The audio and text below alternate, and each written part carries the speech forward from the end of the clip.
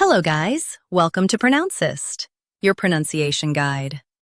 Today we will learn how to pronounce the word shown on the screen, APLOMB. First, let's hear its American pronunciation, APLOMB.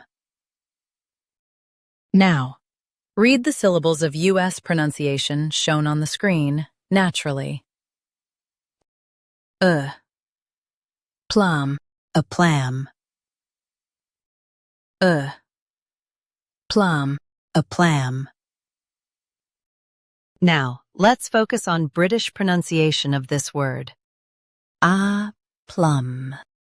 Now, read the syllables of British pronunciation shown on the screen naturally. Plum, plum, plum, plum. Stress plum and keep light. APLOMB. Plum. Practice repeatedly and you'll soon be able to say this word perfectly. The best way to practice is to repeat the syllable multiple times. The meaning of the word is self-confidence and assurance.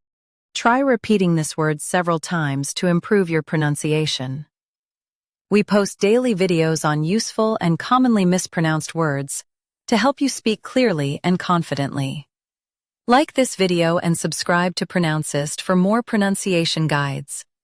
Thanks for watching us.